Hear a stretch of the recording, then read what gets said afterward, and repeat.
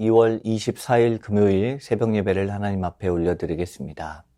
오늘 우리에게 주시는 하나님의 말씀은 마태복음 13장 31절에서 43절까지 말씀입니다. 또 비유를 들어 이르시되 천국은 마치 사람이 자기 밭에 갖다 심은 겨자씨 하나 같으니 이는 모든 씨보다 작은 것이로되 자란 후에는 풀보다 커서 나무가 되매 공중의 새들이 와서 그 가지에 깃들이느니라. 또 비유로 말씀하시되 천국은 마치 여자가 가루 서말 속에 갖다 넣어 전부 부풀게 한 누룩과 같으니라. 예수께서 이 모든 것을 우리에게 비유로 말씀하시고 비유가 아니면 아무것도 말씀하지 아니하셨으니 이는 선지자를 통하여 말씀하신 바 내가 입을 열어 비유로 말하고 창세부터 감추인 것을 드러내리라 함을 이루려 함이니라. 이에 예수께서 무리를 떠나사 집에 들어가시니 제자들이 나와 이르되 밭의 가라지의 비유를 우리에게 설명하여 주소서. 대답하여 이르시되 좋은 씨를 뿌리는 이는 인자요 밭은 세상이요 좋은 씨는 천국의 아들들이요 가라지는 악한 자의 아들들이요 가라지를 뿌린 원수는 마귀요 추수 때는 세상 끝이요 추수꾼은 천사들이니 그런즉 가라지를 거두어 불에 사르는 것 같이 세상 끝에도 그러하리라.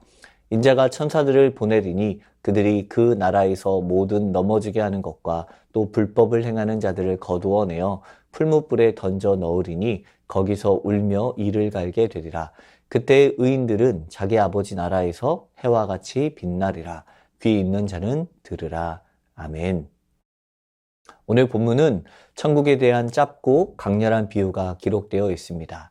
겨자씨와 누룩 비유는 한 쌍을 이루는 비유이며 천국에 대한 메시지를 더욱더 강화해 주고 있습니다. 이 두 비유에서는 눈에 보이지 않을 정도의 작고 소량이지만 장차 지대한 영향력을 나타내고 있는 이야기들을 전하고 있습니다. 비유에서 말하는 것이 천국이 바로 이와 같다는 것입니다. 한 사람이 자신의 밭에 겨자씨 하나를 심게 됩니다. 그리고 그 겨자씨가 밭에 심겨 싹을 틔우고 어느 풀보다 큰 나무가 되었고 공중의 새들이 그 가지에서 안식을 누리게 됩니다. 겨자씨는 가장 작은 씨로 불리는 씨인데 이 겨자씨는 다 자라면 2m 이상의 큰 나무가 된다고 알려져 있습니다. 이 겨자씨에 대해서 마가는 이렇게 자란 겨자씨는 풀보다 커지면서 새들에게 그늘을 제공할 만큼의 큰 가지를 낸다고 묘사하고 있습니다. 그런데 오늘 본문의 마태는 나무가 되어 그 가지에 새들이 깃든다고 말하고 있습니다. 이것은 마가와 마태가 겨자씨를 보는 관점이 다르기 때문입니다. 마가는 겨자씨가 자라 덩쿨이 된다고 표현하고 있고 마태는 나무가 된다고 말하고 있기 때문입니다. 중요한 것은 겨자씨가 땅에 심기어 큰 덩쿨을 이루거나 2m가 넘는 나무가 되나 그렇지 않느냐 이것이 중요한 것이 아닙니다. 가장 작은 씨앗이 상상을 초월하는 크기로 자라게 된다는 놀라운 대조에 있습니다. 예수님이 말씀하신 천국이 바로 그 과정을 나타내는 것입니다. 아무도 주목하지 않는 초라한 모습으로 이 땅에 오셨지만 메시아 되신 예수께서 헤아릴 수 없는 많은 영혼의 참된 안식을 제공할 영광의 나라를 이루어가게 될 것입니다. 마태는 겨자씨와 함께 누룩을 이야기하고 있습니다. 한 여자가 섬 아래 가루에 소량의 누룩을 넣습니다. 섬 아래 가루는 무려 22리터나 되는 정도의 분량입니다. 이 분량은 결코 적은 양의 가루가 아니라 엄청 많은 양의 가루입니다. 그런데 그 가루에 아주 소량의 누룩을 넣게 됩니다. 지극히 적은 양이지만 가루 섬알을 전부 부풀게 하기에는 충분한 양이 되어 있습니다. 겨자씨는 씨 자체가 심겨서 큰 나무가 되었지만 누룩은 가루를 크게 부풀게 하는 역할을 하는 것으로 이야기하고 있습니다. 세상에서 하나님 나라는 겨자씨와 누룩과 같이 전혀 눈에 보이지 않는 것처럼 여겨질 수도 있습니다. 눈에 보이지 않는다는 것은 어쩌면 아무런 가치가 없어 보이기까지도 합니다. 하지만 이 모든 것들은 은밀하게 성장하고 확장되어 하나님 나라를 명확하게 우리 눈에 보이도록 가르쳐주고 있습니다. 세상은 눈에 띄는 것의 가치를 두려고 합니다. 하지만 하나님의 일은 눈에 보이는 것으로 증명되는 것이 아니라 오히려 아무도 모르게 조용히 진행될 것이며 그 일이 진행되면 이후에는 아무도 막을 수가 없이 엄청난 큰 위엄과 영광을 드러나게 될 것입니다. 겨다시와 누룩 비유를 마치고 난 이후에 예수님은 다시금 가라지 비유를 이야기하십니다. 천국의 비밀이 비유를 통해 모든 이들에게 들려진다 할지라도 모든 이들이 그 속에 감추어진 비밀을 알 수 있는 것은 아닙니다. 그렇기 때문에 예수님은 제자들의 밭의 가라지 비유를 설명해 주십니다. 좋은 씨를 뿌리는 자는 인자이며 밭은 세상, 좋은 씨는 천국의 아들들이요 가라지는 악한 자의 아들임을 이야기합니다. 그리고 추수 때는 세상의 끝이며 추수꾼은 천사들입니다. 유대적 사고에서 천사들은 종말의 때 하나님의 뜻을 실행하는 대리자들입니다.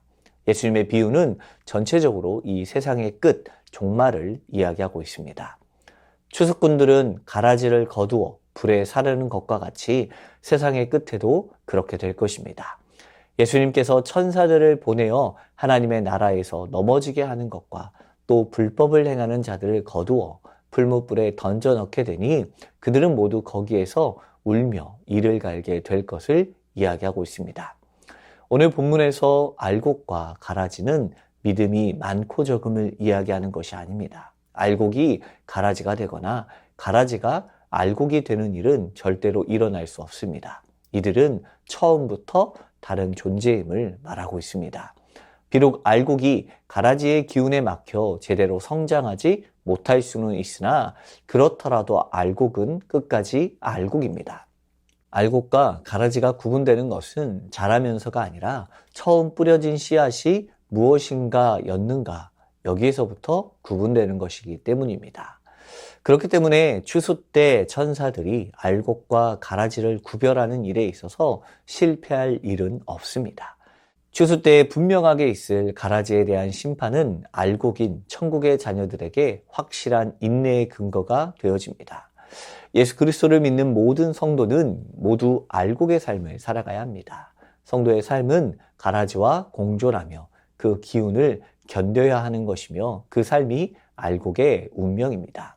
예수님께서는 마태복음 10장 22절에서 끝까지 견디는 자는 구원을 얻으리라고 말씀하셨습니다.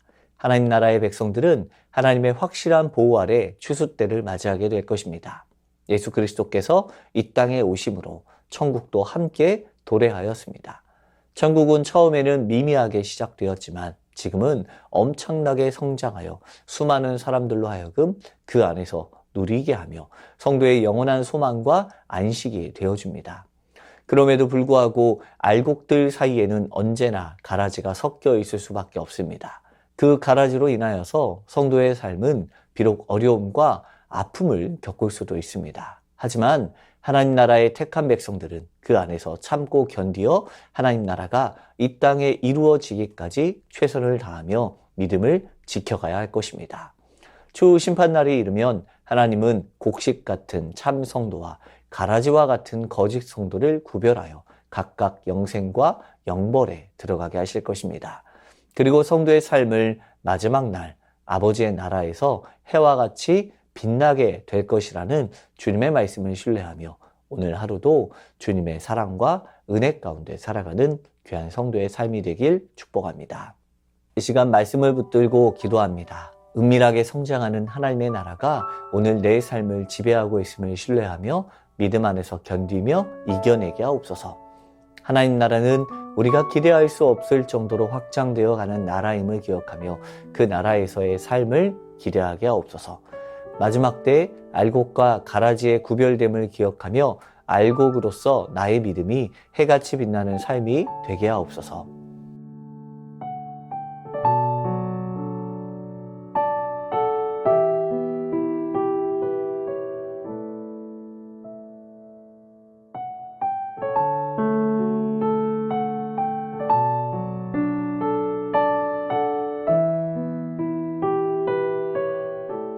나라와 열방을 위해서 기도하겠습니다. 튀르키예와 시리아의 계속된 지진 가운데 그들을 지켜주옵소서. 지진 피해 복구가 속히 진행되게 하옵시고 가족과 삶의 터전을 잃은 재난민들을 궁일이 여겨주옵소서. 급변하는 경제적 상황 가운데 어려움을 겪고 있는 이들을 돌아보시고 정부의 각 부처 담당자들에게 이겨나갈 수 있는 지혜를 허락하여 주옵소서.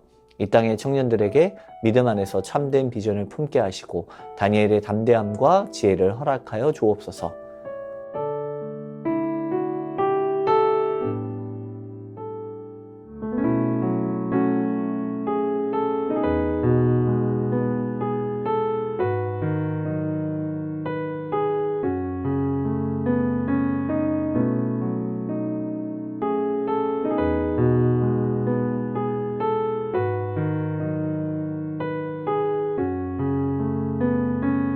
교회를 위해서 기도하겠습니다.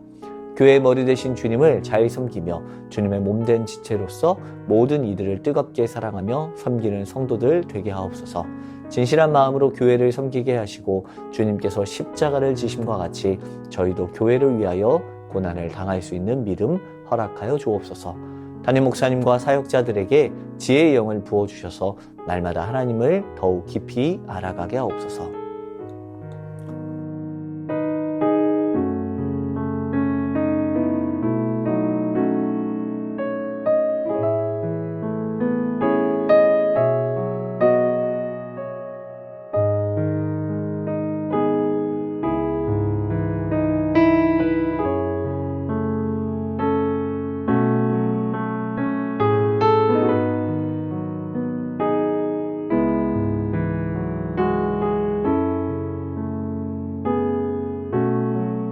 선교사님과 화르분들을 위해서 기도하겠습니다.